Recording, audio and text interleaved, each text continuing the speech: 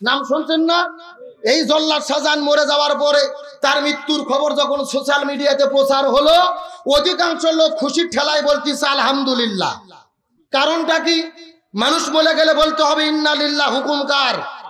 আল্লাহর কোরআন বলেছেন আল্লাযীনা ইযা আসাবাতুহুম মুসিবা ক্বালু ইন্না লিল্লাহি ওয়া ইন্না ইলাইহি রাজিউন।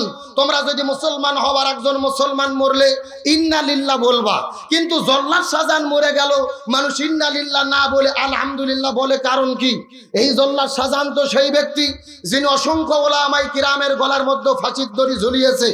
জামাত ইসলামের আমির মতিউর রহমান নিজামী, আলী হাসান মোহাম্মদ মুজাহিদ, আব্দুল কাদের মোল্লা, সালাউদ্দিন কাদের শাকা চৌধুরী সহ 1 নয় 2 নয় 60 জন ব্যক্তির গলার মধ্যে ফাঁসির দড়ি ঝুলাইয়া তিনি বলেছিল, এদের গলায় ফাঁসির দড়ি দিয়ে আমি সবচাইতে বেশি আনন্দিত হয়েছি। আজকে এই মানুষগুলোর গলায় ফাঁসির দড়ি দিয়ে তিনি আনন্দ হলো, আর তার হৃদয়ে মানুষ খুশি না হয়ে আলহামদুলিল্লাহ, দুঃখিত না হয়ে খুশিতে আলহামদুলিল্লাহ বলতেছে। এর কারণ হলো তিনি আলেমদের বিরোধী ছিল। তার কারণে তদন্ত করে দেখে নাই লোকগুলো অন্যায় করেছে নাকি করে নাই, লোকগুলো দোষী কি দোষী না। ও নিজে একটা সাক্ষাৎকারে বলেছে, ফাঁসি দেওয়ার আগে ইসলামী আন্দোলনের একজন কর্মী, জামাত ইসলামের দায়িত্বশীল একটা লোকের ফাঁসি হবে। 1 ঘন্টা আগে আমি তার কাছে গেলাম, যাই বললাম আপনার ফাঁসি দেওয়া হবে, প্রস্তুতি নেন। তখন সেই নেতা বলল 1 ঘন্টা যেহেতু টাইম আছে, আমি 30 মিনিট ঘুম পারি, 30 মিনিট পরে তুমি একটু আমাকে ঢাকাইয়া দিও। সুবহানাল্লাহ বলবেন না?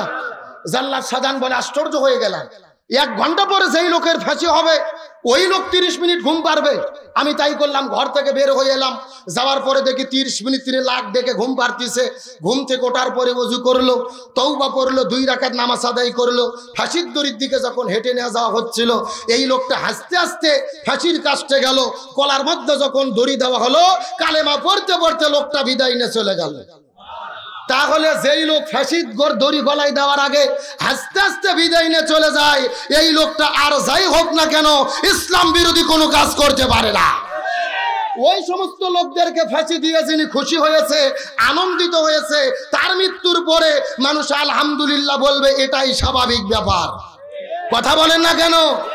এই জন্য গভীর মনোযোগ একজন কবি বলেছে, যেদিন তুমি এসেছিলে ভবে হেসেছিলে তুমি, কেঁদেছিল ভুবন, এমনও জীবন তুমি করিবে গঠন, মরণে হাসিবে তুমি, কাঁদিবে ভুবন। কিন্তু আপনার মৃত্যুর কারণে মানুষ যদি খুশি হয়, এটা জান্নাতি মৃত্যু নয়, এটা হলো জাহান্নামী ব্যক্তির মৃত্যুর আলামত। এই জন্য আমাদের জীবনে এমন কিছু করা উচিত নয় যার দ্বারা মানুষ খুশি হয়। আমরা মনে করি জল্লাদ শাহজাহানের তিনি বের হলেন, তার শাস্তি শেষ হওয়ার আগেই সরকার বের করলো, প্রেসিডেন্টের মতো তাকে সম্মান দিয়ে বের করা হলো, কিন্তু দেখেছি ব্যবহার ভালো নয়। ছোট্ট একটা মেয়েকে বিয়ে করে অত্যাচার নির্যাতন করেছে, ডাক্তাররা রিপোর্টে বলতেছে যৌন উত্তেজনামূলক ঔষধ বেশি খাওয়ার কারণে এ বিদায় নিয়ে চলে গেছে। জোরে কোন সুবহানাল্লাহ। কি এ জোরে কোন নাউজুবিল্লাহ। ভালো করে বুঝবেন, মৃত্যু আল্লাহ যাকে যেভাবে লিখে রেখেছে ওইভাবেই হবে, কিন্তু মানুষ যেই কর্ম করে বিদায় নিয়ে চলে যায়, ওই কর্মের ভিত্তিতে মানুষ তাকে ভালো কিংবা মন্দ বলে মরার পরে সার্টিফিকেট দেয়। আমরা দোয়া করি আল্লাহ আমাদের ভালো তৌফিক দান করুক, বলেন আমিন।